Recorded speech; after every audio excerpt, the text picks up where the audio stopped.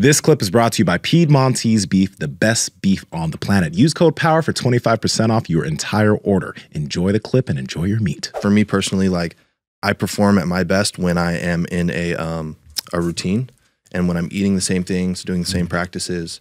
That's how I feel like I can really peak myself and get the best performance out of myself. Did it take a long time to come to that conclusion, especially with the eating? Man, ever since I first started, the first couple years, I really dove deep into nutrition. I've always been, you know, pretty big, and I was maybe around 200 pounds when I was doing MMA, and I would cut down to 170. Ooh. So I was always I was just kind of right in between. Like I felt like I was too small for 185, but I was just a little too big for 170. So I just like would grit it out and just make the cut to 170. And so I really just did a lot of research on nutrition and supplementation and weight cutting and dieting and performance, because I always have believed that is, I mean, that's almost like a sport in its own, mastering the food for performance.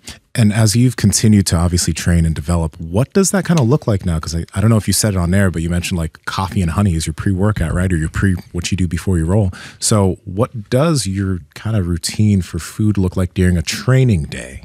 Yeah, one of my friends put me on to Carnivore MD about it's been almost a year now, and I've been following a lot of his principles. Not super strict. I added a couple things in, like sweet potatoes, for example. A couple things that I think work well for me. Yeah.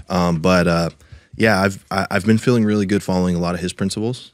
So that's kind of what I've been doing lately. What have you noticed? Like as far as I guess the way you feel when you train versus what maybe you were doing before? Yeah, just throughout the day.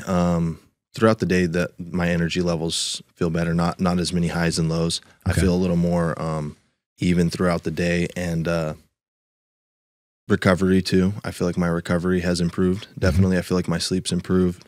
My skin has improved. Yeah, it's helped with a lot of things. Most of your eating happened like just after training. Like you don't really maybe eat as much during the day or in the middle of the day. So I usually eat like a pound of steak and like a couple eggs, like right before training.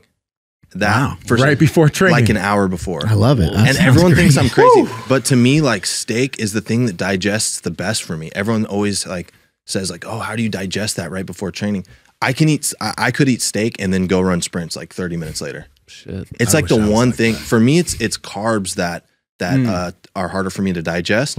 And if I'm going to eat carbs, it has to be a little bit further out from training. This is a cool thing that you're saying right here, though, because there are some people, including myself, I can't eat like a lump of protein like steak or eggs right before training because it just won't feel good.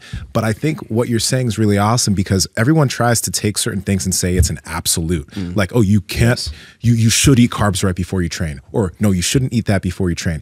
There are some people that just digest certain things better than others and they feel great with it. So just roll with that anecdote and continue on. And if you want to try that, there's no reason you shouldn't try it just because your favorite coach says you shouldn't eat steak before you train. Absolutely. I also wonder like how long does it take for food to even participate in the activity that you're doing? Like the only thing I could think of that would have a fairly immediate impact is if your food was salted.